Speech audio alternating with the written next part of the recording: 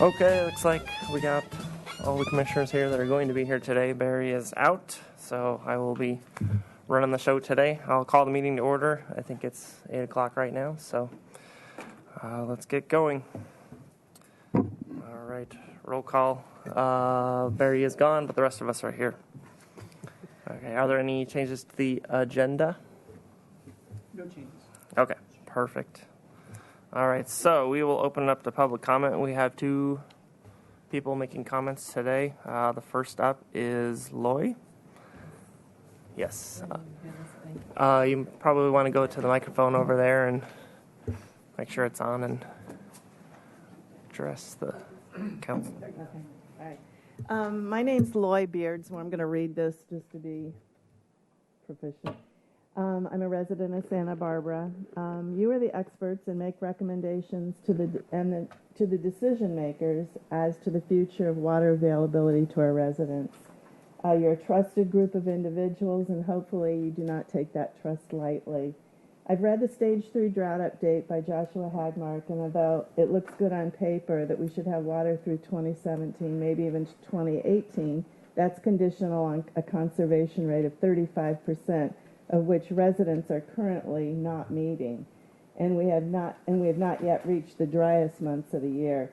It's also dependent upon our wells not drying up. Do you have hydrology tests on the well viability for supplies to continue to meet current demands into the future?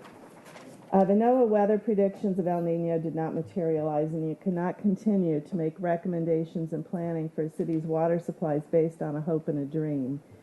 It's quite possible that this drought will continue another 5 to 10 years. We've already read that next winter may likely be another dry year. How can you continue to depend on Lake Cachuma at only 14% full as of today, as well as aquifers that will not be replenished by rainwater for years to come? If you were even to expand the desal plant to double in size, it will still not meet the city's demands. In the meantime, City Planning Commission has been told by city staff to give out as many new water meters as they can. We've been told that given new regulations with regards to low-flow toilets, water conservation restrictions, and drought-tolerant landscape, these new demands on water usage are better than many current residential customers' usage, but it's still another bucket at the trough.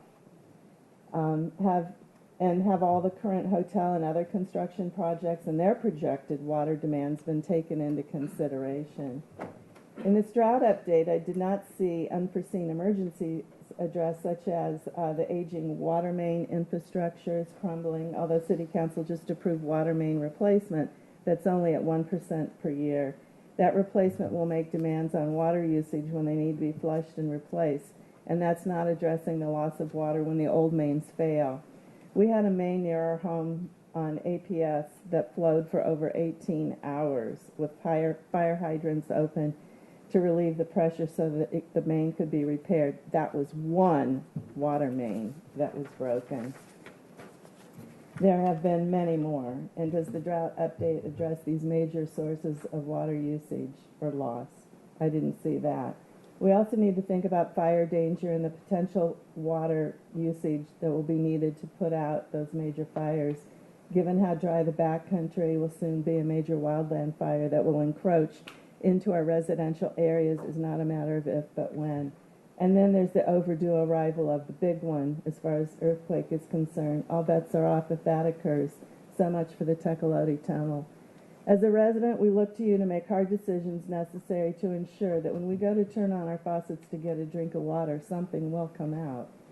If you are hoping for a March miracle, your window's just about closed. And as for April, I don't believe any rain we would get would make a difference in the water levels at Cachuma and our other reservoirs, as well as replenish our aquifers.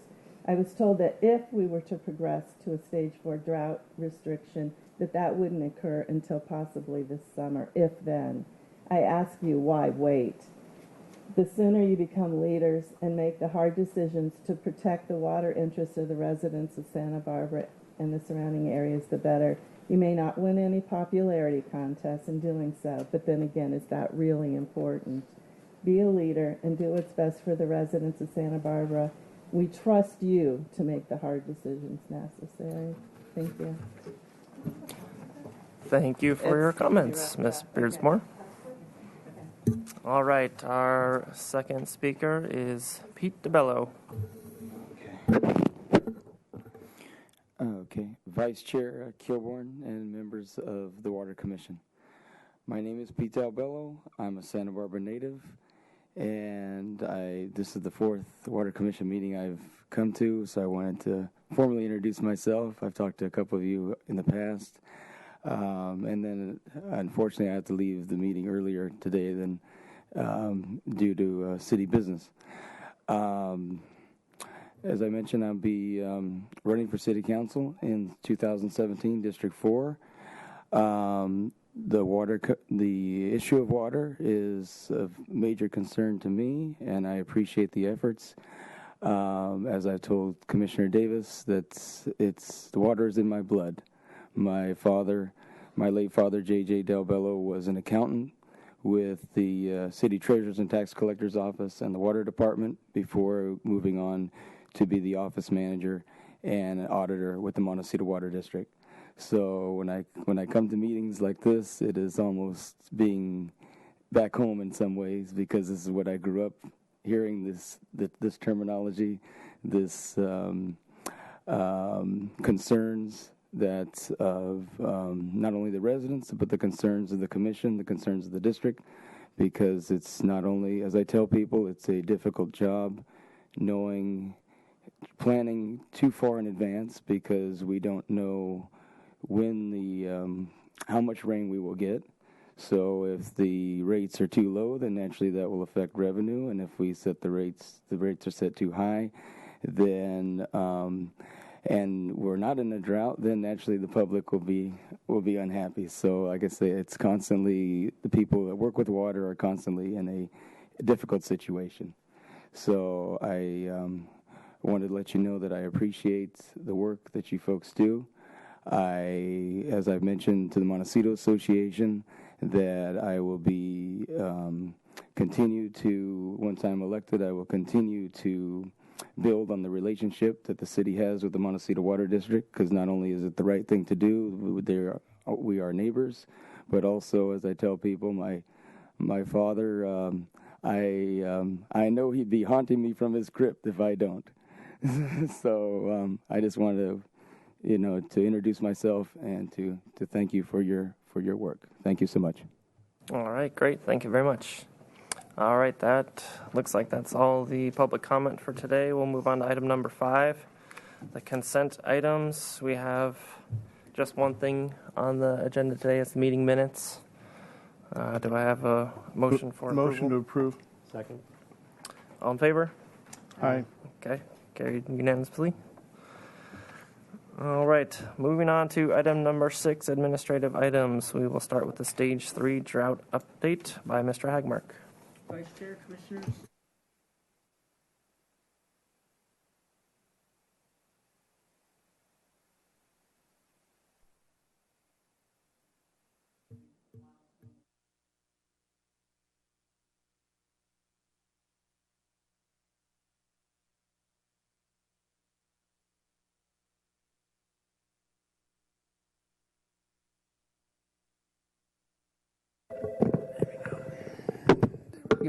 Sorry about that. So as part of our discussion today, we'll be going through weather forecasts and rain totals, community conservation efforts, water supply strategy going forward, lake and reservoir operations, summary of some of our major capital projects. I did want to touch on our water and wastewater rates and give an update. That process is moving along, and want to make sure the Water Commission remains engaged. And then an update on our water conservation program.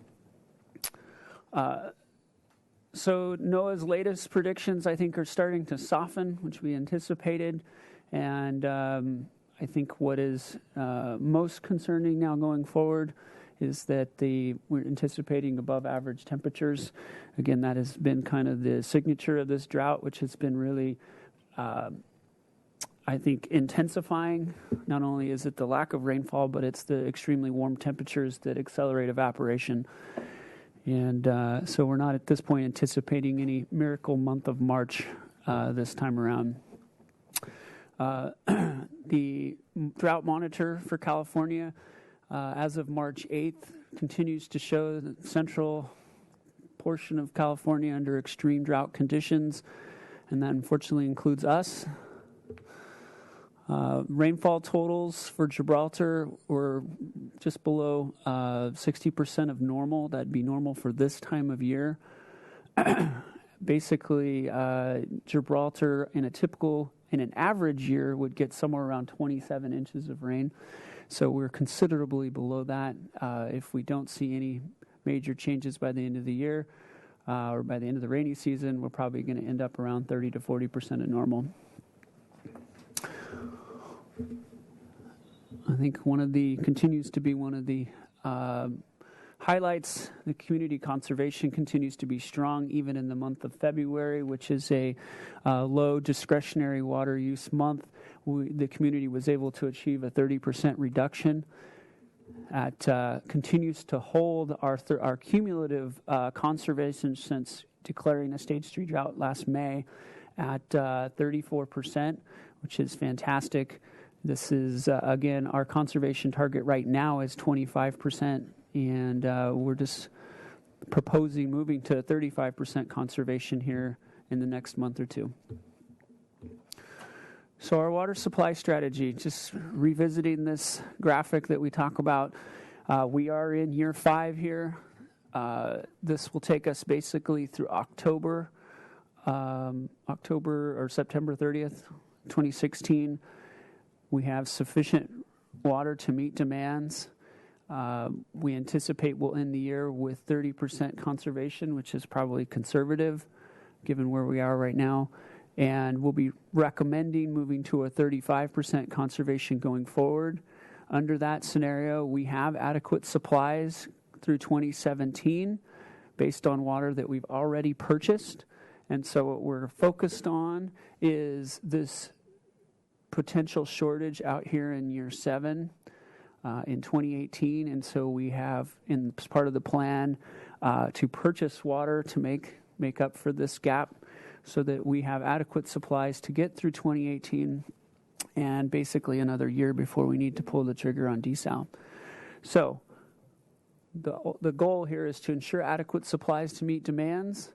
One of our major hurdles here is trying to hold off another expenditure related to desal, and I think one of the biggest challenges that we face in water is as we sell less water and our expenses have grown, the impacts to our customers, and we're certainly sensitive to that. We heard loud and clear from the Water Commission last month and from City Council this month the concerns that an additional increase of 22% to our customers is going to be a real challenge for a lot of them. And so wanting to be sensitive to that, trying to control costs, I think trying to hold off as long as we can on this expansion would help. The tools that we have to control and to move forward with our water supply strategy obviously are demand management, and that's basically trying to reduce demand through conservation, and then supply management. And in this case in particular, we're talking about importing water. So demand management, increasing our target from 25 to 35%, we think is a fairly easy step for this community to make because we're already there. It's aligned basically with our customers' conservation. Types of regulations, we have water use regulations and development restrictions. We've gone through great detail on a lot of these in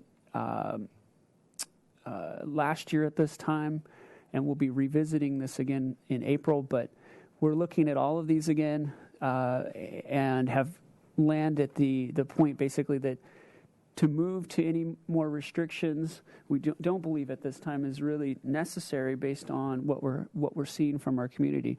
Now, this isn't the story for all communities. There's certainly a lot of agencies out there struggling to get their community to achieve even 20% conservation. So we feel very fortunate that I think we had the community is on board and working with us on this. Staffing and enforcement approaches increases with severity, and we laid all these plans out last year. There's certainly a significant amount of staffing that goes along with enforcement, And I think that's been one of the benefits of this drought versus the last, is we haven't had to have any type of policing and regulation, increased enforcement. We certainly have enforcement going on, but it has been at a very limited need. Prior discussions about the different responses that we could take, we were at City Council, and I mentioned these dates because they're now all available online for people to watch. The December 16, 2014 meeting, the April 14, 2015 meeting, and the May 5th, 2015 meeting, we went into great detail as to the various options and trade-offs related to a lawn moratorium, and what kind of benefits we could get to that, reductions in development restrictions, and how much actual water could be saved. And from what my notes on this, and we'll be talking about it more, the water saved from basically stopping all development was about 30 acre-feet a year is what we're talking about. It's a fairly small number when we're talking in the 11,000 acre-foot a year is what our current demand is. And at the time, Council supported Water Commission in saying didn't seem that was prudent. So the proposed rates will take effect July 2016. They certainly, at this point, we're looking at up to 22% increase. That will have an impact on water usage. We do believe there will be some hardening of water usage going on, but certainly an increase like that is going to lead to additional conservation. Right now, the one challenge that we're seeing now with Northern California getting so much water is now you've got a split state. You have a state now in Northern California where the drought in many ways has abated. They certainly have some groundwater issues up there still, but there's going to be a lot of pressure to reduce regulations, but Southern California certainly has not benefited from that. So we are monitoring that, but we do not see them increasing regulations at this point. And as far as city goes, city staff don't believe that we're going to need to increase regulations as well. The schedule for this, we wanted to get any feedback from Water Commission. Certainly wanted to make sure that when we roll something out in April, we're closely aligned with what the Commission and Council are thinking. And then hopefully in late April, early May, we can move towards amending our Stage 3 declaration to recognize our new conservation target, and any small changes proposed in the regulations to provide any clarity. So on the supply management side, I'm going to take some time to slow this down because there's a lot of information here. Under the 35% conservation target, the city is looking for a need of about 2,500 acre-feet of water currently with a 30% allocation. So the state has come out right now, and again, it's not final, but they have they've said that we should anticipate a 30% state allocation, which for us is about 1,000 acre-feet of water. So under that scenario, we need about 2,500 acre-feet to get us through 2018. The challenge with that is if the state water allocation were to increase to 40%, it makes it starts to get very complicated whether we will be able to actually pass any supplemental water through the Delta. At a 40% allocation, the pumps in the Delta will be nearing capacity to move allocated water. So it makes it challenging because as we were talking about last month, we talked about buying water from rice farmers, and the challenge there, it's a take or pay kind of a contract in which we would be obligated to pay the money whether we receive the water or not. And as we approach a 40% allocation, there's a good chance we may not be able to move that water through the Delta. So we have currently two strategies that we're managing. One is if it stays at a 30% allocation, and in that case, we feel fairly confident we'll be able to buy that water and move it through the Delta. And we are working through the Central Coast Water Authority to line up those contracts right now with rice farmers. So we'll have those ready. We would need to commit to those by the end of April. Yeah, we have a question. On the difference when you breach that 30%, so what you're saying is up to 30% you can get all you want, but as soon as kind of the global increase in allocation happens, even that 30% draws down because everybody else is using the conveyance system too. You don't get your 30% and not your 10%. You just don't go hardly get any of it once it gets up to a certain level. Is that right? Right. Once because the water that we're talking about can only be moved to the Delta between June, July, or is it? No, it's July, August, and September. Those 3 months is when, under contract, we would be allowed to move that water.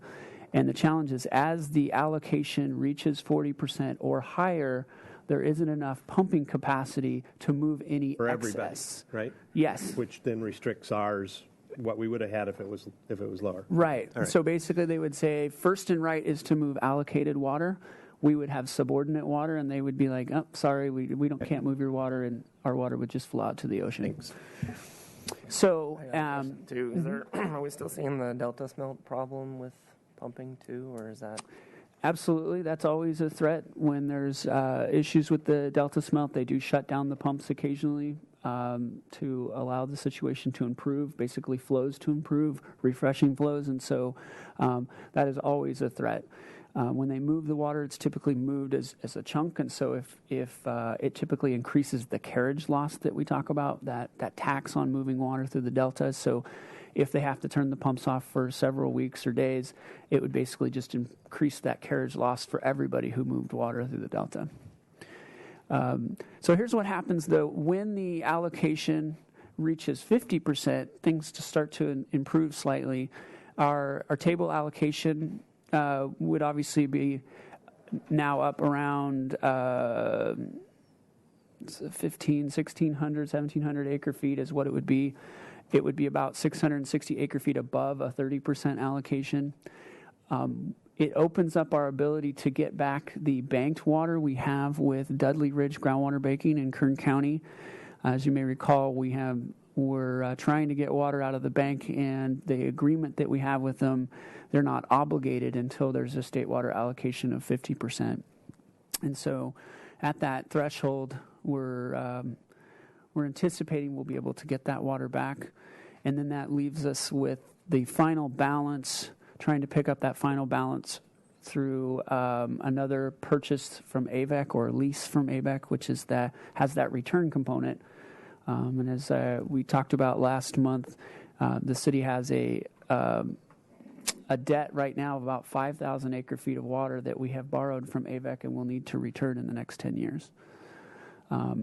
The Department of Water Resources will issue their final allocation, state allocation, by May 1st. We hope they'll do it earlier than that. The director of CCWA believes we should see something in the next couple weeks from them increasing the allocation, given the status of Shasta and Orville.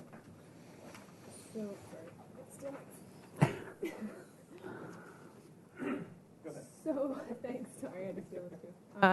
So essentially, we're going to have to make a call sometime in between when we have to sign the agreement with the farmers from north of the Delta and May 1st when they're going to make the final allocation about which direction we're moving. I guess I'm just trying to wrap my head around the timing, because obviously there's going to be some uncertainty in how we want to do that. That's correct, Commissioner Burney. We basically, the next time we meet as a water commission, it's going to be go time. We're going to have some plans laid out and decisions to be made. And so there will be some uncertainty. There is always uncertainty in purchasing water north of the Delta. And we're going to be weighing those options with all the information we're getting. And you know, the way to minimize that risk is to borrow or to buy water, lease water from south of the Delta with the return component, but then we know we have that water in hand. So I did want to touch on where Northern California is. This is I think of this as a stock indice of 8 weather stations in Northern California and showing kind of some historical trending. Right now, they got a huge bump, so it kind of flattened out for February, huge bump over the last 2 to 3 weeks. They're now basically on track, just a couple inches below average. They anticipate, some storms still coming in the end of March, and so should end the year somewhere just above average, which is fantastic for them. I wish we had a similar story here. So Lake Cachuma currently sitting at 28,000 acre feet, just under 15% allocation, or 15% of capacity. I think the significant news to report is on March 7th, that COME did approve the relocation and a unanimous approval of the COME board to move the barge. The notice to proceed has been issued to the contractor, so he's been directed to start ordering pipe and materials. And under that timing, should be in the new location and operating by mid-June. So we'll be continue to provide updates. As we discussed last week, this is a critical piece of infrastructure. Without this, our state water and the remaining water the city has in Cachuma would be completely stranded. And so this is a significant project. And then Gibraltar, we did get about 200 acre feet from the last rainfall that came into Gibraltar. It has about 940 acre feet in it now. Again, it's a drop in the bucket, but it does help, and we can kind of hold on to that water for now and to make sure that the barge relocation goes off smoothly. Should we need to bring this water down, this would buy us some time if there were any delays with the relocation of that barge. Drought response capital. I do have some disappointing news to report on the recycled water facility. The contractor failed his 60-day performance test. He was unable to achieve the design capacity of 2.5 million gallons a day. Unfortunately, he was only able to get the system to produce about 700,000 gallons a day. The challenge with these filters is they kept going into backflush mode because they kept plugging up. We have been working with the contractor, but he has not been producing a plan as to how he's going to address this issue. And so we've given him yesterday we sent him a letter and gave him 7 days. We've been in communication. This is like the last straw, and he needs to come up with a plan. And so next week he will need to provide us with a plan as to how he's going to address this. One of the challenges is at 700,000 gallons a day, it is not enough to meet our summer demand. Certainly we're going to be using the Valverde well, the non-potable well, to supplement our recycled water system. But even with that online, that puts us up to about 1 million gallons a day. That's still not enough. We need about 1.5 million to 2 million to meet peak demand in the summer. So we, at this point, are anticipating needing to do some blending of potable water in the recycled water system, which is really unfortunate. Certainly, this is going to be very controversial as we move forward. I was just going to make a comment that I assume that creates some issues with our discussions with La Cumbra.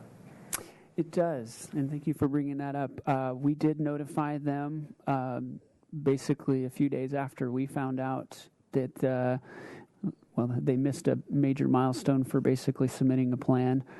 And we let La Cumbre Country Club and La Cumbre Water Company know that we may not have any excess water to sell them. And unfortunately, our negotiations were going well. And there's a desire to actually finish the negotiations and have an agreement sitting there just in case. But they can now start making plans for meeting that need without recycled water. So over the summer, we ended up delaying this because there were issues with the filters. Mm-hmm. And then we, as I remember, ordered new filters so that we could get the plant up and running. How are we still having this issue? Commissioner Burney, I share your frustration. Kind of a summary of the discussion. Our design firm that we hired, CDM Smith, designed this facility, and the water quality information that they used was not accurate. Last year at this time, it came to light.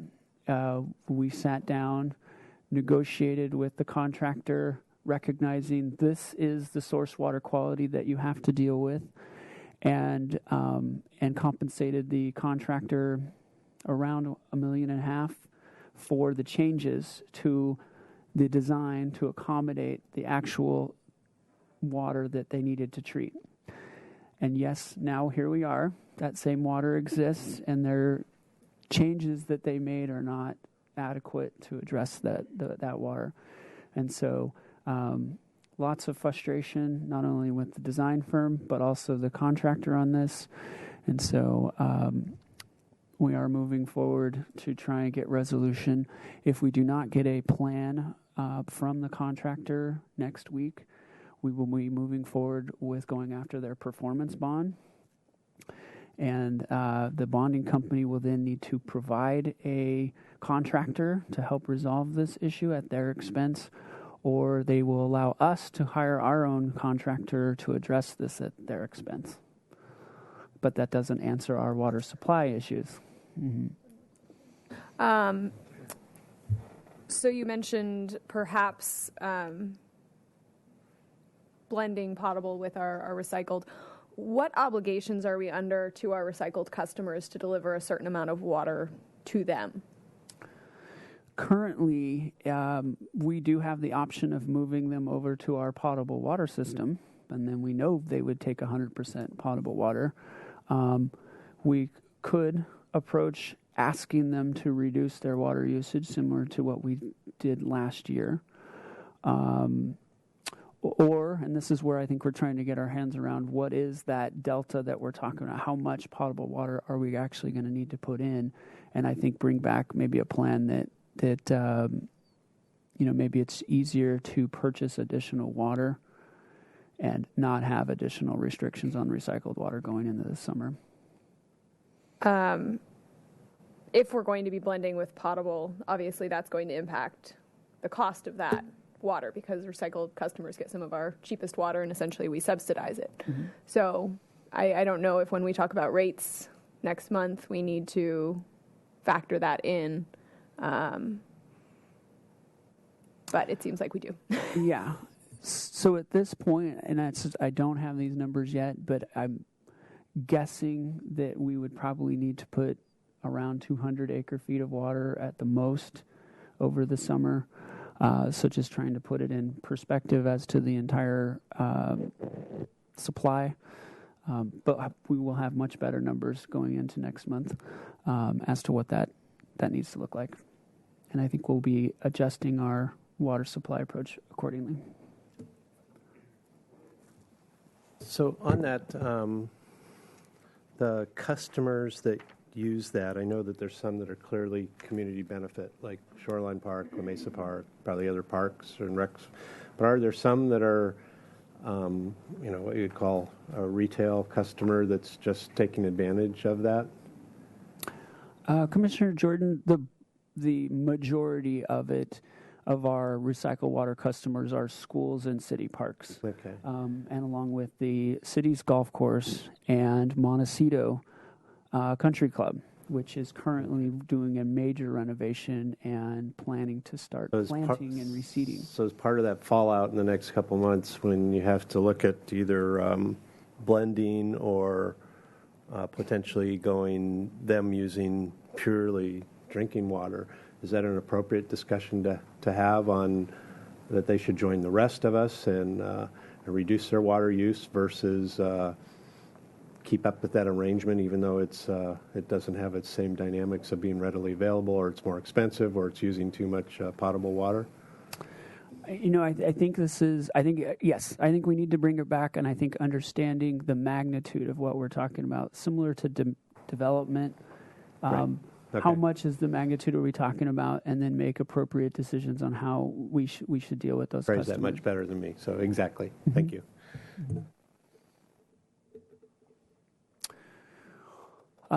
So desal project update. The on-site work continuing with underground conduits and piping. Major underground work is anticipated to be done in April. They'll be in April starting to pour the pads where these treatment units will be placed. The treatment units right now remain on schedule. We are actually sending someone to inspect those treatment units in the assembly plant in March before they ship in April. Offshore work is scheduled to begin in April. There is certainly some sensitive habitat down there, and so we've been monitoring the grunion run and the snowy plover and making sure that any of the activities down there won't have any adverse impacts on sensitive habitat. And contaminated soils, I feel like we've got that under control, and there's now a plan in place as we remove contamination from any of these trenching areas. That soil is hauled off, and fresh soil is brought back in, and we remain on schedule for delivery of water in October. We anticipate the contractor will be starting testing in August, and that will run through September. Discussions with Montecito continue. Just one question, Mr. Chair. On the contaminated soils, was this dealing with only this current expansion? If we had to go to the next phase, are we looking at a different geographic area and also potentially subject to that? Commissioner Davis, yes, we are just dealing with the contamination that we come across now. Should we do an expansion, it would entail dealing with more contamination. Mm-hmm. So discussions continue at the staff level with Montecito, and at this point there's no significant progress to report. Water main replacement program, as I mentioned, we've kind of kicked that off, but what I wanted to highlight this month was flushing program. We actually had Montecito and Goleta come out and see this as well. We paid for the contractor to come in for a day and do a demo about he flushed about a mile of our water system. This is, I'd say it's pretty cutting edge for the water industry. Typically, the old standard was just to open up a fire hydrant and run it for 20 minutes until the water was nice and clear. He kind of trying to stir up any sediment that might be in the pipes that settled out in the pipes, and so that used to be the standard process. This particular process here, the contractor brings in this trailer-mounted pump station. They hook the pipe to one fire hydrant. It runs through this pump and filtration system, and then they put it into another fire hydrant, and there's a valve in between so they can actually force where the water goes and get a very controlled flush. They'll know what pipes they're flushing so they can hit that target 5 feet per second scouring velocity. And I thought the demo went really well, and so we're currently in negotiations with them, trying to line them up to come back this summer and do a lot of flushing in the lower zone, in particular in anticipation of desal, which is going to change a lot of the directional flow of water as we start to feed water into the system backwards. And so it's been now almost 3 years since we've done a good flush of the system, and I feel this isn't certainly the cheapest option, but I think it's the most appropriate option given our drought situation. Our 12-month running average now, we should start to see that peak come down a little bit.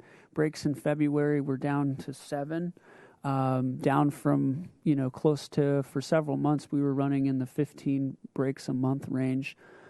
And it does have somewhat of a seasonality to it. But certainly, as we've been talking about, we do have some significant aging infrastructure that has reached the end of its useful life. And, in one of the big discussions we'll have coming back to Water Commission in May will be some options for how we might accelerate our main replacement program and figuring out how to finance that, and in particular, when to kind of kick that effort off. We do, by the way, account anytime we have a main break, we do track, to the best of our knowledge, how much water loss came from each one of these. Our superintendent, Matt Ward, this has been a big emphasis for him, and so wanting to understand the cost of each one of these main breaks. And so he's tracking the staff hours involved, he's tracking the water that is lost, he's tracking the damage not only to city streets but also potential private property damage with each one of our breaks, so that that data can be fed back and brought back to this discussion as to what is the cost of delaying some of these main replacements. And I think we're trying to couple that with the work we've been working on over the last 2 years to be very surgical about which pipes are prioritized for replacement, because that's another challenge. So water and wastewater rates, this again is an update. On Tuesday, wastewater rates went to the Finance Committee, and they supported the Water Commission's recommendations. The rate notice was approved at 5.5% increase across the board. The rate notice will be mailed out with water and solid waste, and that'll go out starting April 18th to all customers. There's a rate hearing that will be scheduled on June 14th, and adoption along with the budget on June 21st. In summary, here's kind of what the wastewater 5.5% increase is going to mean for a low water user, which is somewhere around 6 HCF. They're going to see $1.87 a month. And for a customer using 10 HCF or more, our current wastewater rates cap out at 10 HCF of water use. It'd be about $2.51. Here's just a brief summary. It's also in the handout I had of proposed increases and how it affects other different accounts. Water rates, use of reserves was the big policy discussion we had with Water Commission in February, and Council was supportive of that, of keeping basically reserves at policy by the end of FY17. Since we met, there has been an improvement in our reserve balance.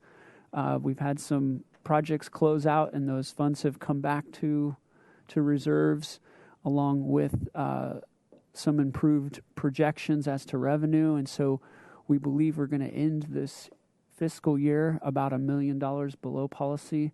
I think what we presented to you in February was something like $6 million below policy. So that had a major impact. Instead of looking at a 32% increase, we're now looking at a 22% revenue increase.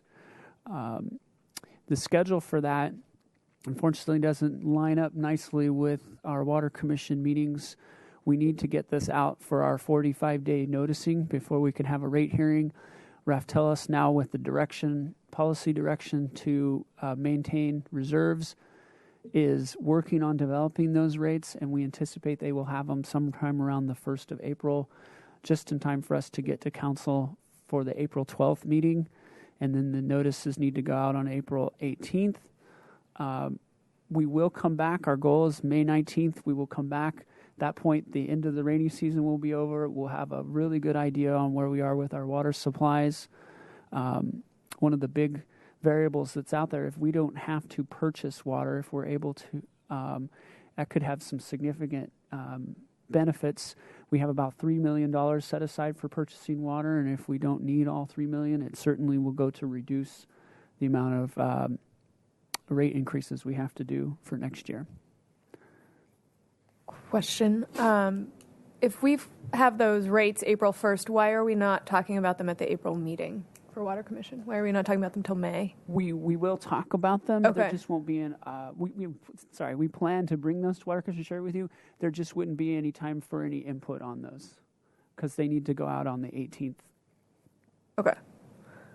And it takes, once council makes their decision, it takes us a couple days internally to get it all set up because we have to make literally thousands of copies and mailings and all this stuff needs to go out. So I just wanted to set expectations. I fully plan on, just like I showed you with the wastewater rates, presenting those to Water Commission. There just won't be any opportunities to chime in on those until the May 19th meeting. Could you per chance send us the council agenda or the council packet for that April 12th meeting? Absolutely. That'd be great. Thank you. And at this point, I'm going to turn it over to Ms. Ward, our water conservation expert. Vice Chair, members of the Commission, my name is Madeline Ward, and I'm the Water Conservation Coordinator. And this week is National Fix a Leak Week. We are an EPA WaterSense partner, and we have been doing a push for March 14th to March 20th for Fix a Leak Week. So this is a nationwide reminder to check for leaks both inside and out. And minor water leaks nationwide account for more than 1 trillion gallons of wasted water, which is more than 15 Lake Cachumas. So we encourage everyone to use their very handy tool that's located in their sidewalk, which is their water meter. And we have a variety of water meters out there, but most of them follow the same principle where they have a leak indicator, which in this picture is that little white triangle in the middle. And then they also have the reading pane, which sort of acts like an odometer in a car. So we recommend that folks read the meter, take a picture of it or write down the number, and then leave when you're not going to be using any water for about 2 hours, maybe a full day of work. If no water use should be occurring at your home or business during that time, read the meter and then come back and read it again to see if any water went through the meter. And then you can also take a look at that little white triangle, or sometimes it's a blue snowflake. And if that's spinning and no one should be using water in your house, then that indicates that there's water going through the meter, which indicates a leak. Also, one of the most common leaks that we find are toilet leaks.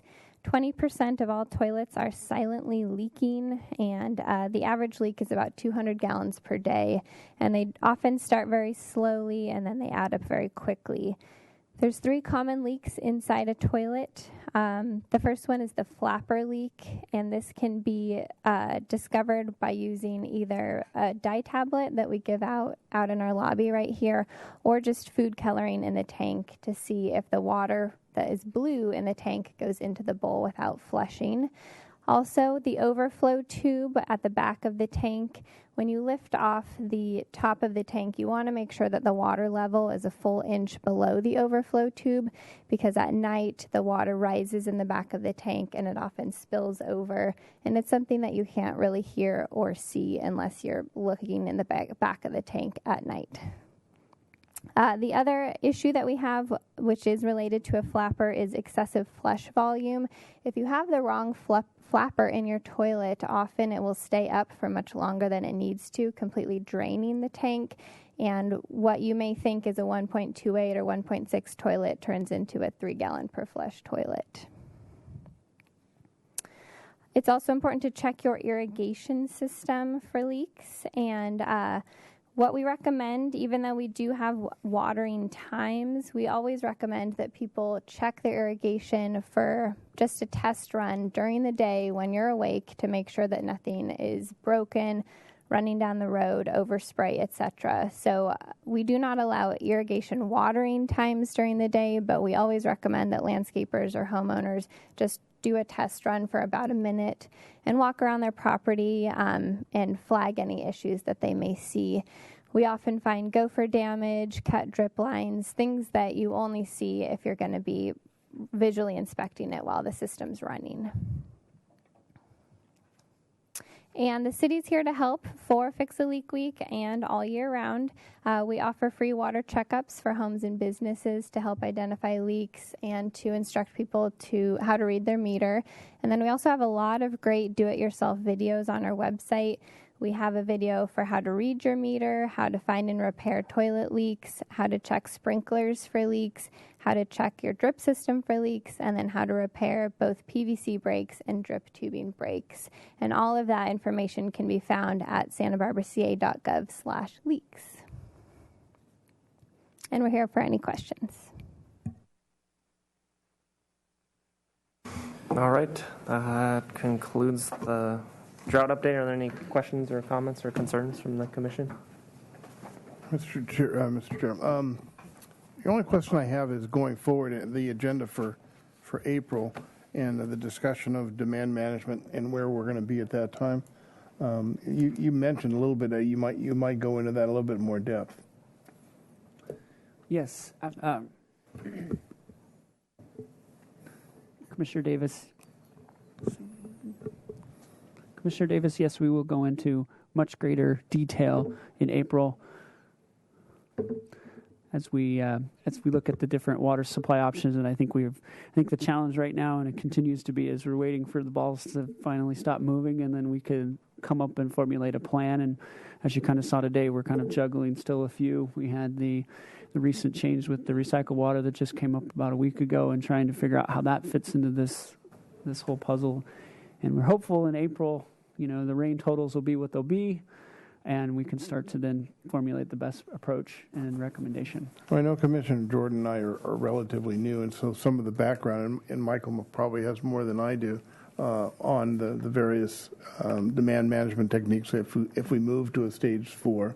But I remember at least monitoring this commission and talking about, water for lawns, et cetera, or restriction on lawns. I'd hope that in April when we come back that you can refresh basically and go back over the details if we're moving towards stage 4 and what options the commission needs to consider. Because again, I remember some early discussion, and again, part of it was going back to the consciousness of the drought, dealing with lawn maintenance, lawn restrictions, et cetera. Yes, it may not be a lot of water or not, but there is also just a consciousness, and as I'm looking forward, right, beyond a 2-year more horizon, we're looking at some very serious issues beyond anything we've had before. So I'm just hoping that when we come back in April that everything's on the table. Absolutely. We'll bring back a lot of the information that we presented last year, and we can go through all that information again. The challenge that we make, the challenges that we face with this, and I think our budget discussion that we had last time is going into this, should we pursue additional regulations which would push conservation potentially into the 40%, we would then be looking at being out of alignment with our rate structure. And so that what we'd end up having to do, because of the timing of that, we'd end up having to then notice our customers again this summer and look at significant raises to then match a conservation level of in the 40s. And so it's trying to strike that balance of revenue and supply, and trying to get those two aligned as we struggle now with that, with a 25% conservation in a community that, and my preference, the community exceeding our targets, but then the revenue impacts that come along with that. And I think it will help. I think we do need to revisit all of it because it's been a year. Mm-hmm. Mm-hmm. Okay, I guess that concludes item 6A. We'll move on to 6B, the subsurface desal intake. I believe Kathleen Taylor will be presenting. So, Commissioners, this item is basically a summary of what happened at the February workshop that we had. And we just wanted to bring back just a kind of a more formal update on this. We're not going to get into the detail that went on at that workshop. We went into great detail on each of the alternatives that were available, and that information is all available on our website. So we can, for those folks who want to learn more, this is intended to just be kind of a summary update. Good morning, Vice Chair. Good morning, Vice Chair and Commissioners. I am Kathy Taylor, the Water System Manager for the city. And as Mr. Hagmark said, I will be presenting just a summary of what happened at the workshop. The presentation outline, I will provide you with the background, the work authorizations, the subsurface intake or SSI initial screening analysis, provide you the workshop summary, and tell you about our next steps. A little background, the City of Santa Barbara, the City Council on September 23rd, 2014 directed staff to study feasible alternative desalination subsurface intake and potable water reuse. And the Regional Water Quality Control Board, or RWQCB, on January 29th and 30th of 2015, which was our permit review meeting with them, they included council's direction in our NPDES permit amendment, plus they required us to submit an acceptable work plan by August 31st, 2015, and also provide a presentation of the findings to the board by June 30th, 2017. So for this work effort, we partnered with the National Water Research Institute, or the NWRI, and they are a nonprofit agency, and their purpose is to focus on projects and programs that ensure safe, reliable sources of water. And they also formed a technical advisory panel, or a TAP panel, and it's a panel of experts in the water field. And their job was to provide independent technical review of our alternatives. This is a listing of the TAP members. As you can see, they are experts in the field, and they are made up of individuals from the academia. They're also from the consulting world and other water agencies. Their technical expertise is water reuse, water treatment, desal, water and the CEQA processing, and hydrogeology. So under work authorization number 1, which is complete, it was the work plan development, and all of these activities happened in 2015. May 5th, we initiated the work plan development, which included initial screening criteria for subsurface intake and potable reuse. July 22nd, we drafted information for public comment that was released. And we held a public workshop on August 5th, where at that workshop we received public comment and recommendations and comments from the TAP. And on August 31st, we submitted the final work plan for approval to the Regional Water Quality Control Board. And October 20th, we received confirmation of the work plan from the board. Under work authorization number 2, that was the subsurface intake initial screening. And under this activity, this is where we had the basis of design, the conceptual design, and screening analysis. On September 22nd, 2015, this is where we initiated the initial screening effort. On January 13 of this year, we released the draft technical information for public comment. And on January 27th, we held a public workshop. And at that workshop, we received public comment and recommendations and comments from the TAP. So the subsurface initial screening analysis, again, these 6 technologies were are alternatives to our permitted screened open ocean intake, which will produce 10,000 acre-feet of potable water. And this picture I have on the right is a picture of the screening that we will have with the permitted screened open ocean intake. The openings are 1 millimeter thick. And the 6 subsurface intake technologies, they were analyzed as alternatives to this open ocean intake.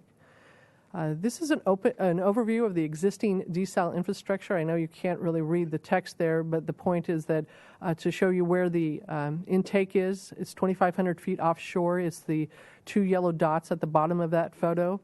And then it extends onshore to the desal plant via a pump station. And the desal plant is at the end of the yellow line there at 525 East John and Nolly Street. And then the waste that goes through the outfall, which is 8,720 feet offshore. This is the same outfall that is shared with our El Estero wastewater treatment plant, and that is the orange line.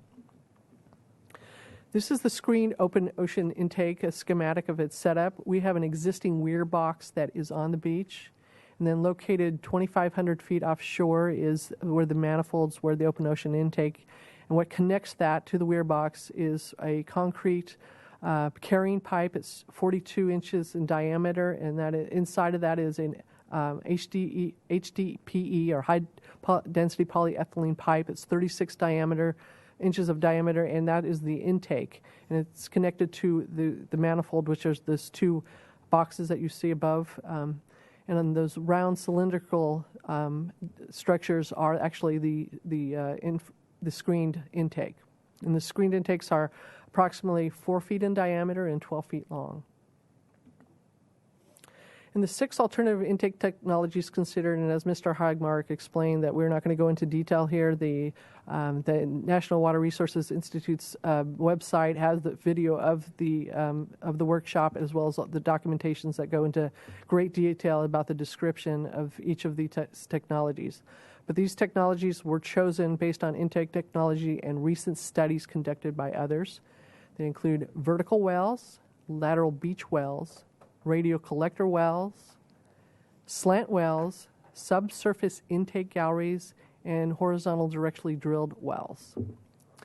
The screening criteria used to evaluate these alternatives were geotechnical factors, hydrogeology factors, oceanographic factors, sensitive habitats, and design and construction constraints.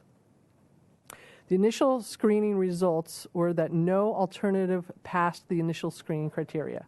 4 of the alternatives impacted sensitive habitats, such as lowering the water levels in the Mission Creek Lagoon.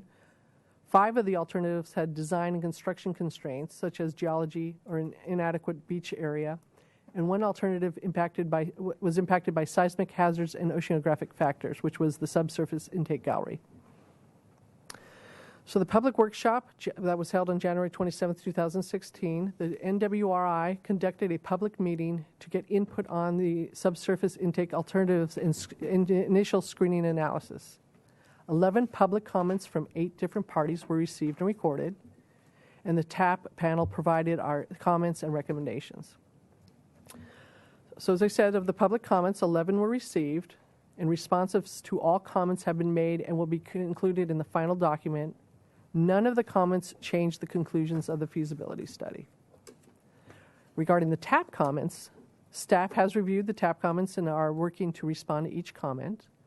Responses to all comments will be included in the final document. None of the comments changed the conclusions of the feasibility study. So post-workshop activities, which we are currently working on, Carollo engineers and city staff are responding to the comments and recommendations received. Full written responses to the public comments are available for review at the city's clerk's office or on the NWRI website at the following web address. And full written responses to the TAP comments will soon be available at the NWRI website. So our next step is in this effort, workshop number 3, potable reuse initial screening analysis, will be held August 3rd, 2016. Initially, we were hoping to have this in June. However, the TAP panel could not convene until August, which is why it was pushed to that date. And at that workshop, we will present potable reuse concepts and results of initial screening.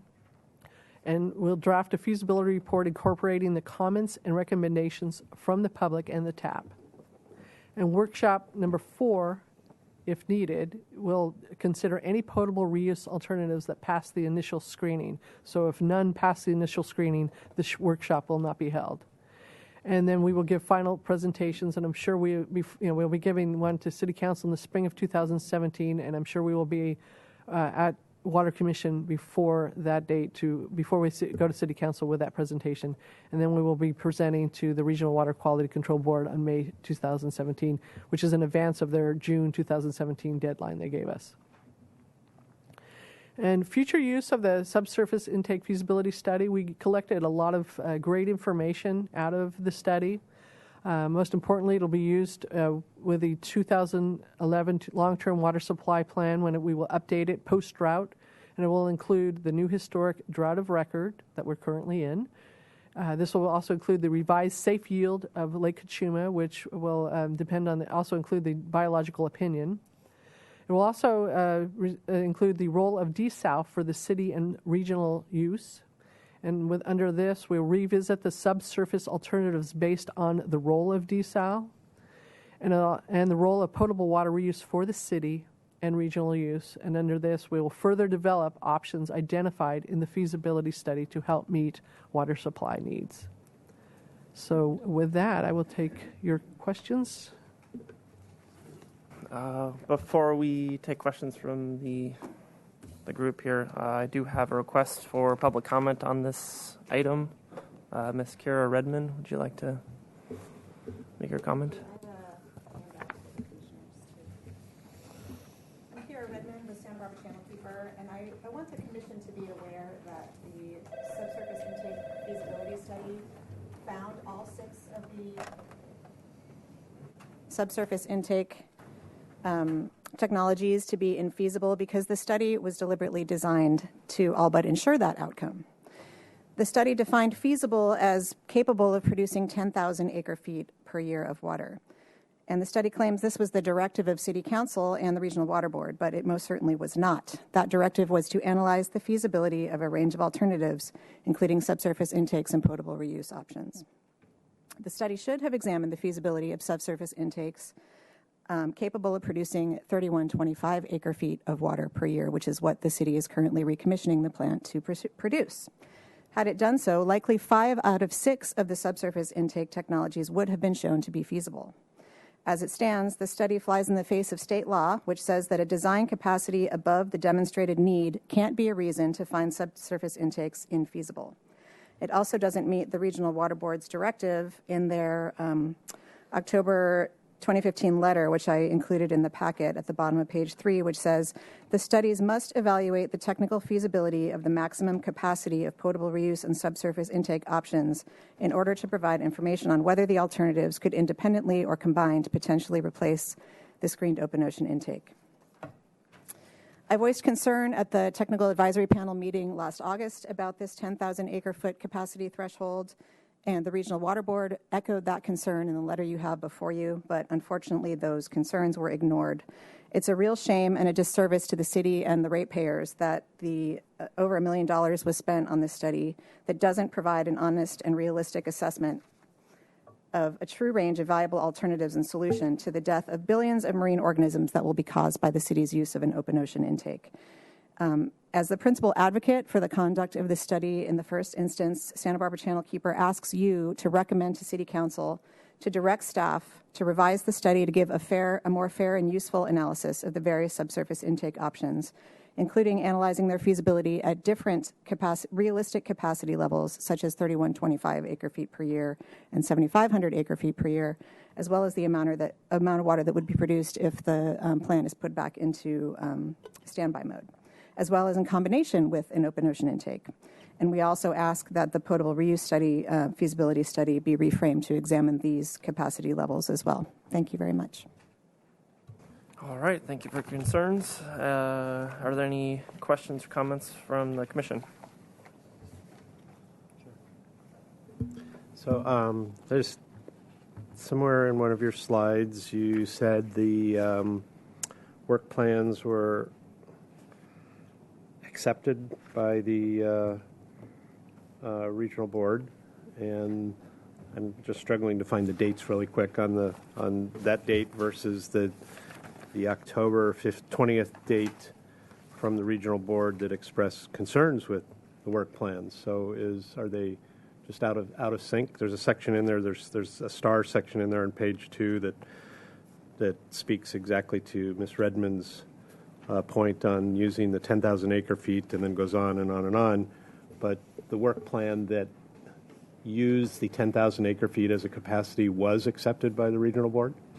It was, and the nuance that's in the work plan is they asked us to identify what all the alternatives would produce. If they wouldn't produce 10,000, what would they produce? And so in our study, we identified a range that each one of those alternatives would produce.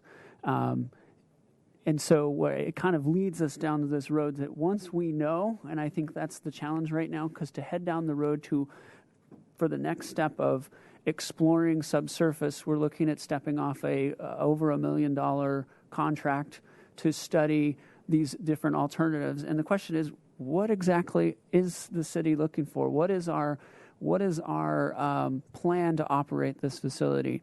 If our plan is to operate this facility strictly as a drought supply, then one might argue that the most environmentally friendly way to do it is its current design, which doesn't require any additional construction or impacts to the beach aside from the minimal time that it would operate during each drought. However, should the council then decide, hey, we've lost significant capacity in the safe yield of Kachuma, the biological opinion at Kachuma now requires additional releases for fish, we need to have desal provide a different role to this community, a more continuous role.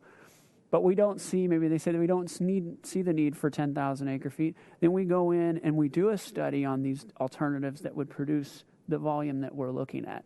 And I think that's what we're saying. I guess don't disagree that that we shouldn't look into this, but the timing of when we should look into this should be in concert with our long-term water supply plan, which will also look at the role of potable reuse may play in this. I mean, that may be the balance to this situation. And so we believe we're consistent with the work plan and what the regional board was looking for on that. So, but just to be clear, and I'm not, I'm not lessening the role of stakeholders like Heal the Ocean or Channel Keeper. Nothing's ever black and white. Mm-hmm. But from our opinion is that from a procedural basis, we've done what our work plan said we would do, and the Regional Water Board has agreed that we have done what our work plan said we would do. We haven't finalized it. Once we finalize it and present it to them, they accepted your work plan. The terms of your work plan, yes. and your opinion would be then that you've performed a work plan that meet the terms of those work plan. Right. Clearly, right? Mm-hmm. Yes. Okay. Thank you. Mr. Chair.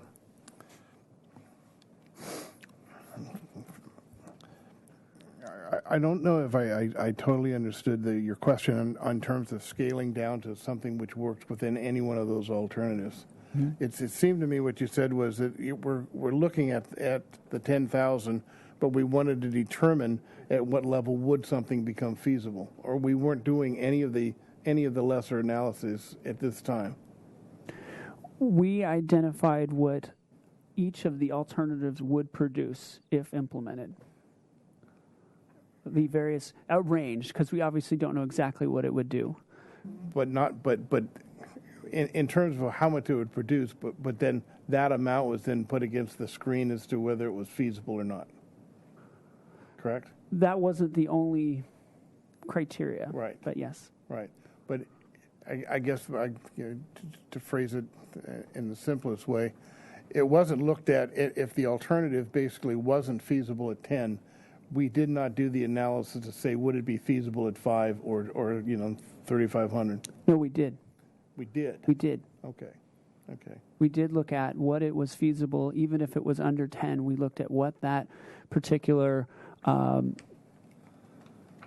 alternative would produce. What we did not take it to, the next step for us is to look at the economic, environmental, and economic impacts of those three alternatives. So that would be the next step that would happen after. If we had something that survived the screening process, the next step was to go and look at those three steps.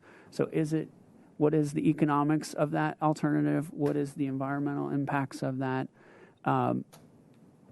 The socioeconomic for the local businesses. And then what is the impact of because when you get into some of those, they're talking substantial infrastructure that has to be on the beach. Oh, no. So and you're not going into, so not getting through that screening process, we're not doing that now. But it may become down the road when we go back and visit the role of desal in this community, coming back to revisit this information that was created here. And that's why I think it's valuable information.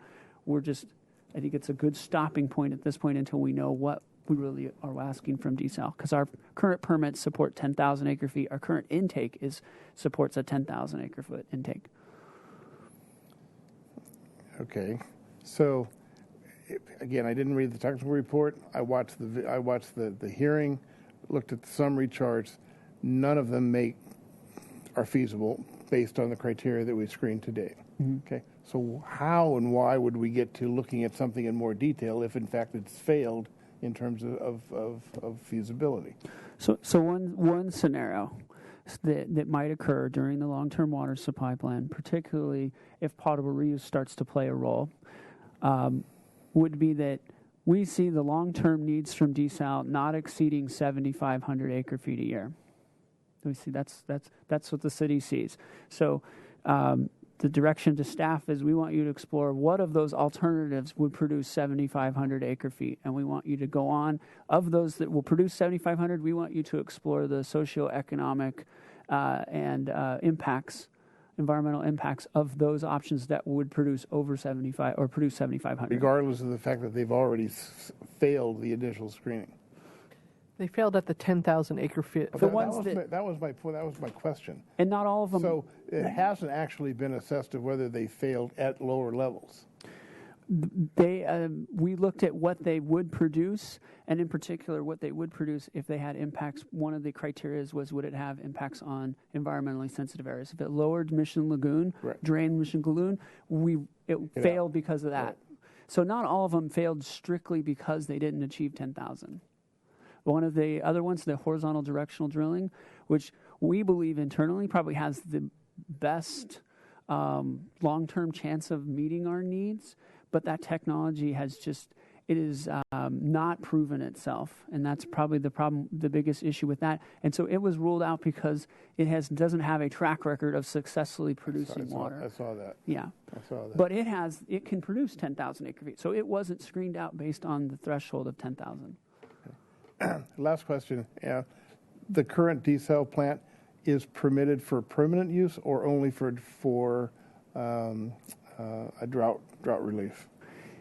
It is permitted for permanent use. Right. But in our long-term water supply plan, it recognizes it as a drought supply. So we need a change in policy to our long-term water supply plan, but our permits are already in place for permanent use. Okay. Thank you.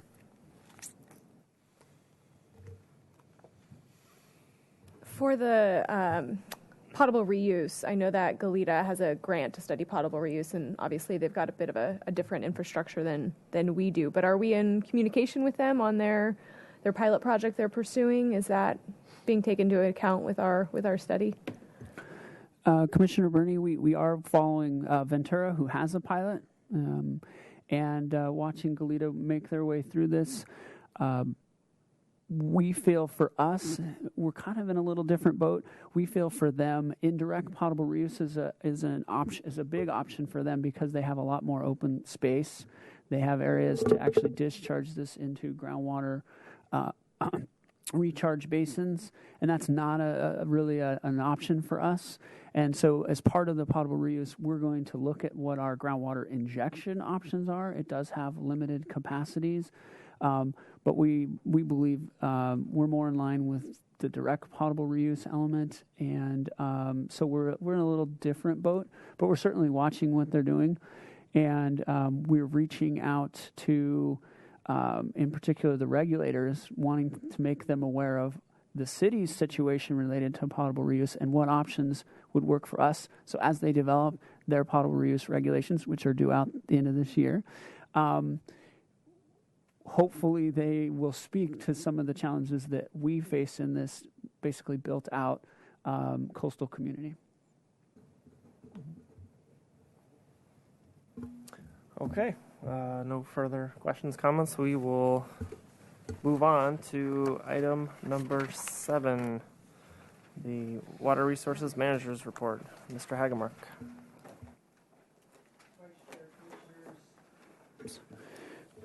I just go through this report. I don't want to see the highlights in here.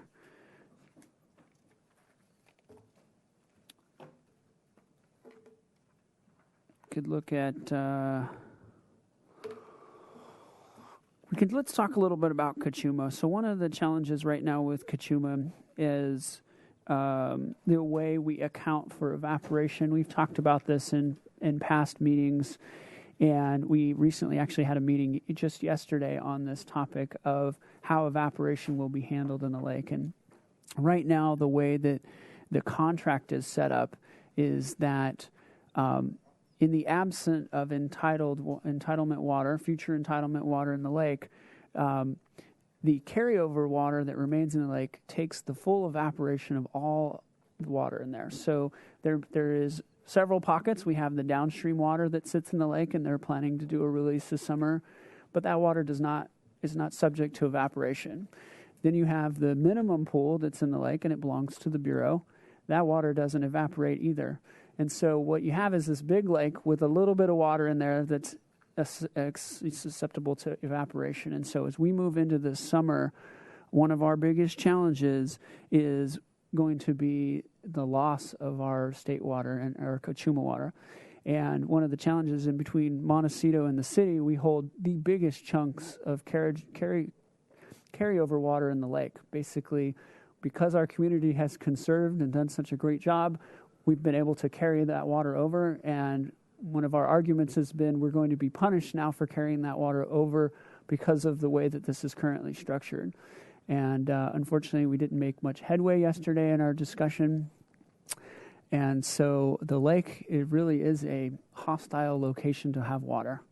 And so we'll be, Kelly is looking at our plan, our water supply manager is looking at our plan now to try and figure out how we're going to go approach this summer and next, which we may be looking at reducing our state water deliveries to the lake so that we can try and get our carryover water out of the lake before it's we lose it to evaporation. And it's unfortunate that we couldn't find a compromise to it. We had been encouraging each body of water carrying its own evaporation. I thought, that seemed like a pretty simple terminology to grasp.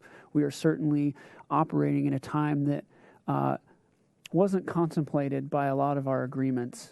And we are in uncharted territory and was looking for, in particular, some type of compromise that would encourage water agencies to put water in the lake and leave water in the lake. And if it had fair evaporation, reasonable evaporation of that water, that was what we were looking for. Unfortunately, the individuals who have water that doesn't evaporate couldn't live with taking some evaporation on that water.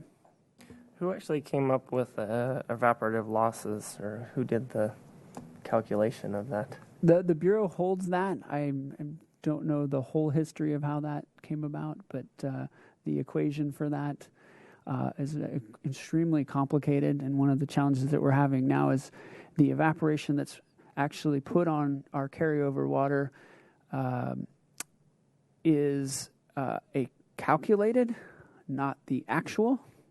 And right now the calculated is higher than the actual evaporation, and so we're at least trying to get a compromise where can you at least just take the actual evaporation that's occurring out of our water and not this theoretical one that seems to be overestimating evaporation. Is this like a historical calculation that they've done for years? It's probably just never been and it's in some brought to light until... It's in some Fortran program that they run. Mm-hmm.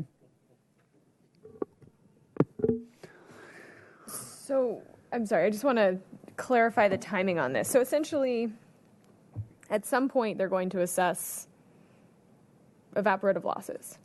They are assessing them, but at this point, they are fairly low. Okay. Because there isn't a lot of evaporation going on yet. Okay, so then our goal, if there's no compromise, is to get our carryover water out of Kachuma before evaporation losses increase. But then can we still use Kachuma for state water deliveries and purchase water deliveries with?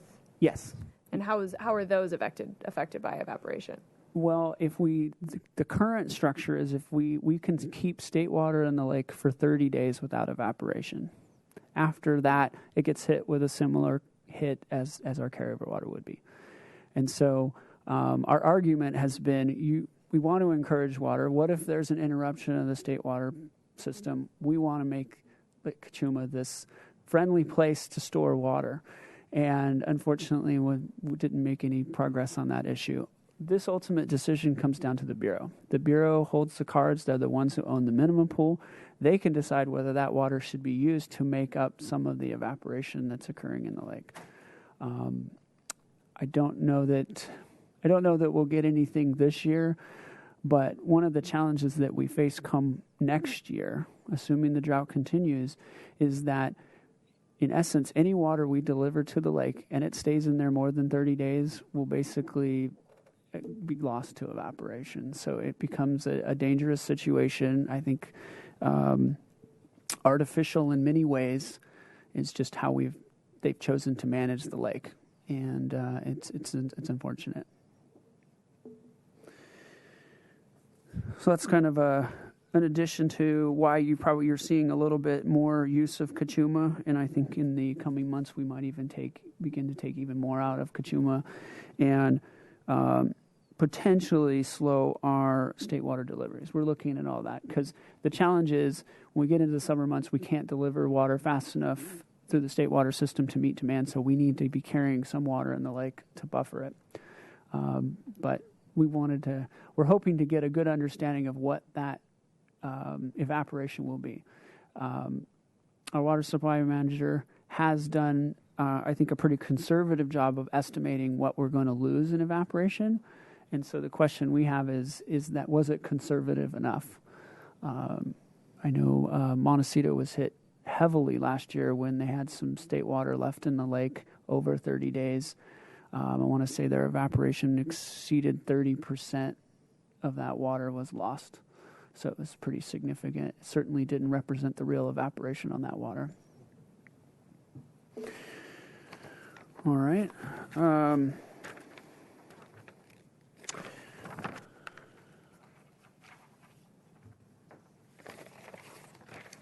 I do want to note on there that we are producing recycled water. I know there's another page where we'll talk about that.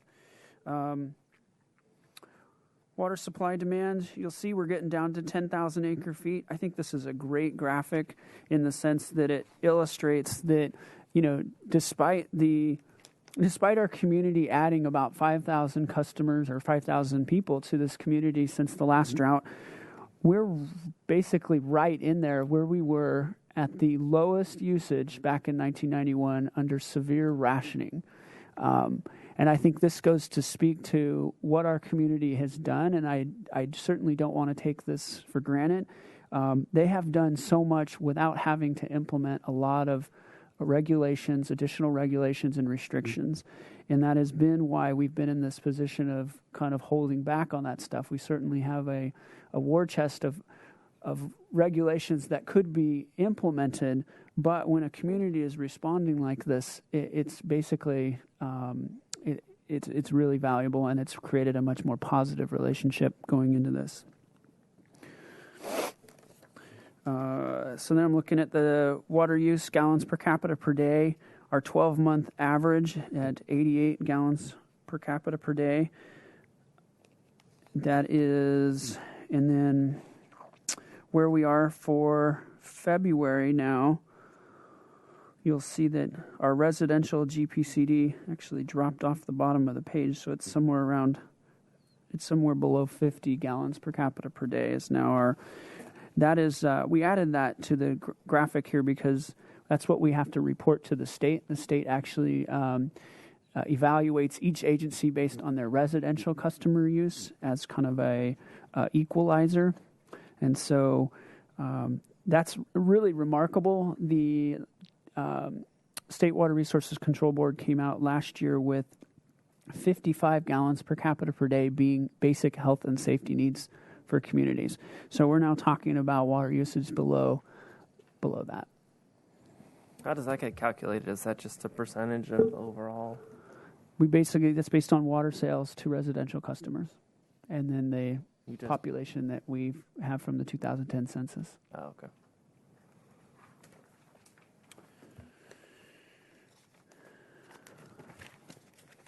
All right, Gibraltar rainfall. February, 2.66 inches. Certainly, what do we have? 50-year average rainfall for February is somewhere around 6.62. Certainly wasn't the miracle in, 97, 98 when we got 34 inches of rainfall.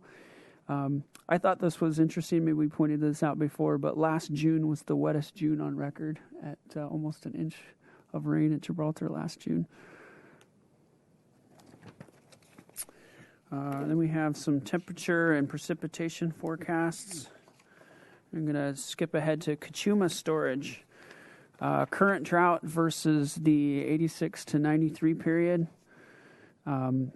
Just looking at, we are at that point when Miracle March hit, and the reservoir basically had about 60,000 acre feet of inflow in that 1 month.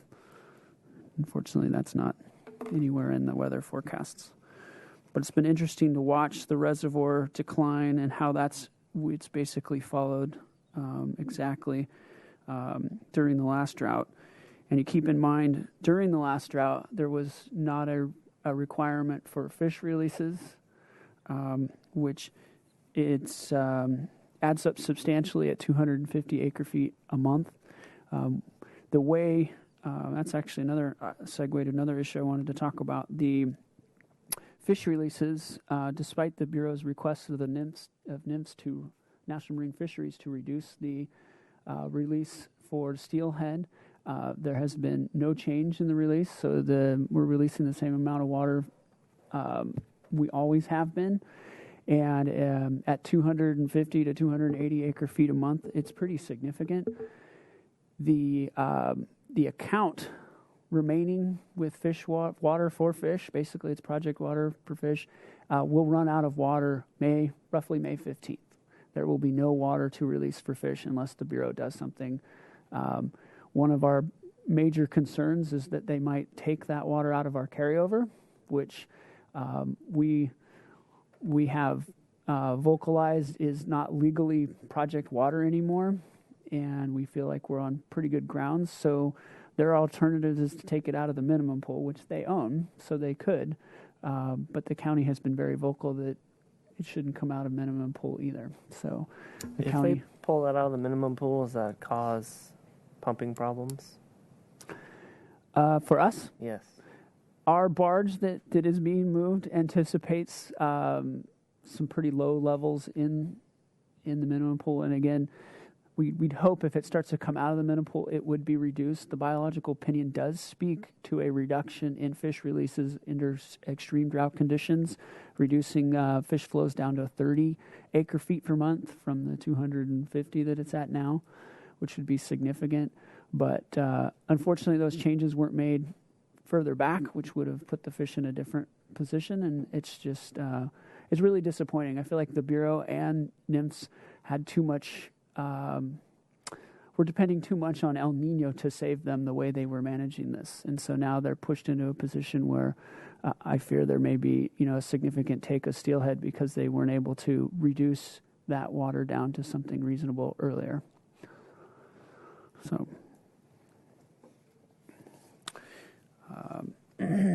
El Estero influent continues to hover around 6 MGD, keeping in mind that in 2010 we were averaged around 8 MGD. So significant reductions there. Spills. I am pleased to report that we've only had 2 spills so far this year. Again, they don't come nice and uniform, so we're still diligently following this. But it certainly is optimistic to be 3 months in. We actually didn't have any spills in February. And then as you can see in the recycled water production, the majority of the water being produced right now is recycled.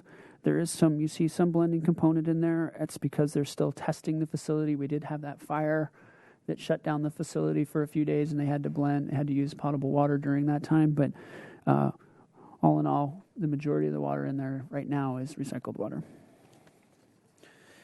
And then the pass-through, the Bureau continues to final the draft EA, and they have sought our input on helping to respond to the numerous issues that were raised by San Ynez River folks and Goleta. And so we're working closely with them to respond and anticipate having something to bring back to Water Commission and Council shortly on this issue. So what are the primary concerns from Goleta and San Ynez on the pass-through?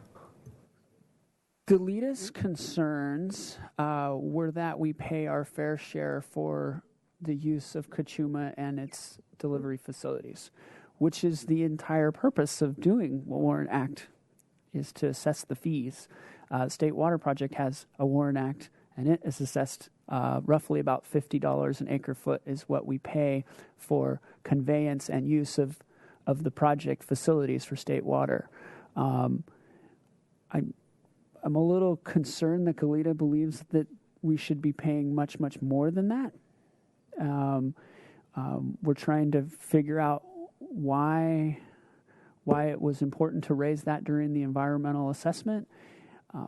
I just feel like their letter and bringing this point up was simply a way of trying to delay the project because I didn't feel like it was appropriate as part of the environmental assessment. Then the other issue that was being raised was related to environmental work, whether we did appropriate CEQA analysis of the Warren Act. And as you might recall from this discussion, a CEQA was done on the original agreement, which assessed this water basically being, in essence, moved from Gibraltar to Cachuma. And that was done back in 1989. And so what we're talking about now is the accounting method of how this is really going to be placed.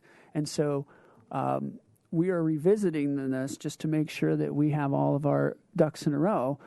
But the action that we're taking in here doesn't move any water in the lake. It basically is just assessing an accounting method for how that water is going to be tracked. And so we're hopeful we can find a nice solution forward to this. But in essence, the ID1 folks seem to think that we need to do this significant environmental assessment on the entire project again. And we completely disagree.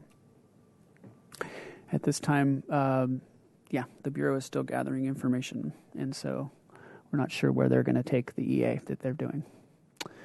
I also wanted to, is there any questions on that? I also wanted one other thing. Also wanted to raise reservoir number 1. We've been working on a project there to line that reservoir. It was put into service in 1890s. It's certainly one of our oldest reservoirs. We've been challenged over the last few years with leaks in that reservoir, and so we've had to be operating it with 4 to 5 feet of head in it, which wasn't desirable, and particularly with desal coming online, it was going to be challenging. That's one of the main reservoirs that's going to back up with desal water at night and help to serve the community. And so we kicked off a project to line that reservoir, and that work has just been completed. And they took the reservoir up to its full capacity. It sat overnight and came back with the same elevation. So we're very promising that we've solved any of the leaking issues associated with this reservoir, and it's ready to now absorb desalinated water when that comes online. What kind of liner did he put in it? It was a spray-on flexible lining. Mm-hmm. Like an epoxy polyurethane deal? Mm-hmm. Okay. Good. Question, Josh, on the fish release thing, that the 250 acre feet a month that's being released, where does that water come from, and who pays for it?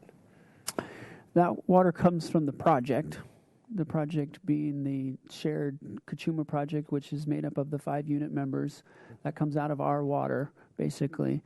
And as you know, going into this year, we have no water, and so there's been set aside, this is how much water is left for fish, and unfortunately that account is dwindling quickly.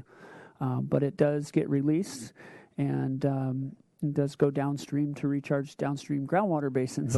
So does it reduce the member agency's water that's in there? Yes. Okay. So there is a actual consequence. Yes. Okay. So it's just just a couple observations on this report and the prior one on reuse too. It's I'm not really conversant in the whole releases for fish thing, but if it's me using water versus a fish using water, I'm probably going to default a little bit to me, fall that side on the fence. Mm-hmm. But at the same time, I still look around everywhere around me and see all kinds of green stuff I can live without before I do, put a fish out of its life. Mm-hmm. And it seems to me we need to be part of that discussion too. I heard the public comment, a couple factual errors there. The Planning Commission has not been told to approve things. We have these same discussions at the Planning Commission over things as little as a pool going in. So, but we follow the numbers, we listen to the reports, and we make decisions. And it just seems to me that, 2 things there. One, I think I tend to fall into a group that kind of dismisses the fish, but at the same time, I can't really endorse that because I walk around and see a lot of green lawns still. And if I had the choice, I could live without the green lawn and live with the fish. And same thing on the potable reuse. It'll be really important to me that if the result of this in the near term for years while you're sorting this out is you can only deliver half of your capacity that you would normally provide during the summertime without putting real water in there that would again be competing with lower resources up at Kachuma or choices between us using it and a fish using it, then it would be really important to me too to know that those uses down here are not going to green lawns that we could live without. So just kind of just a reaction to your report, and it's hard to go out there in public and have an opinion on, somebody sucking away 250 acre feet of water a month times 12 months is a huge amount of water.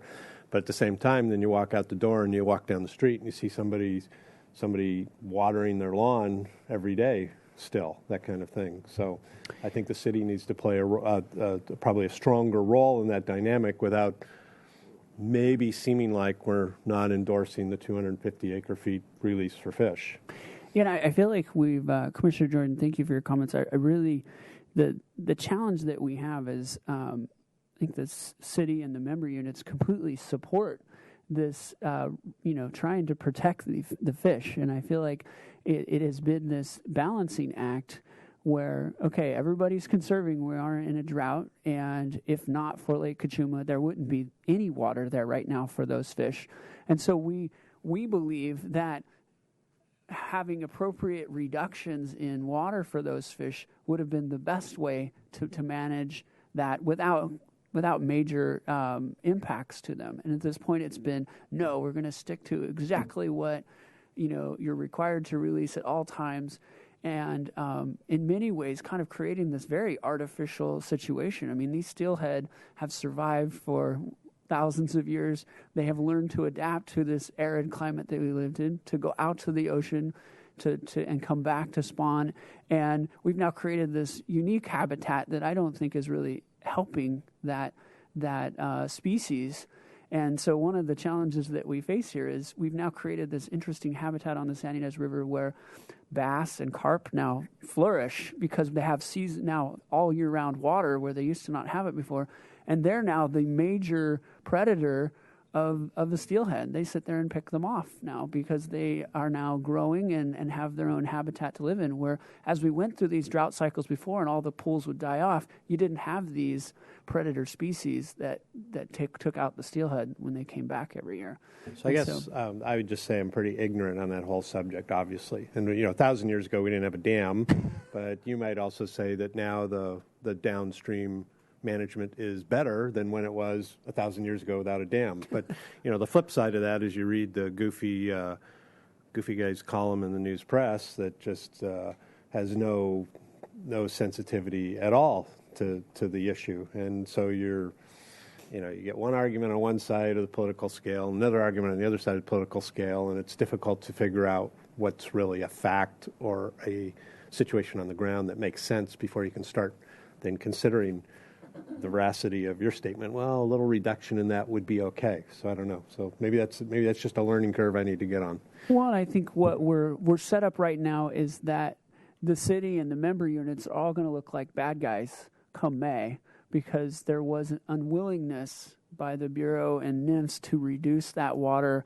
and continue to have water going forward. So now we're coming to a point where there is no water to release for fish come May 15th because they had been rolling the dice that El Nino was going to bail them out.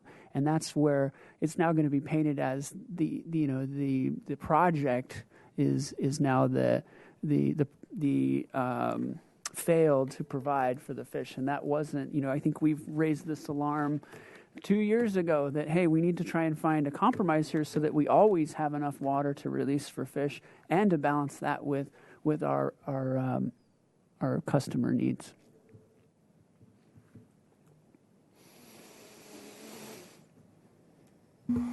Okay, well, that's all the reports we have for today. The next scheduled meeting is Thursday, April 21st at 8 a.m. Meeting is adjourned at 9:45.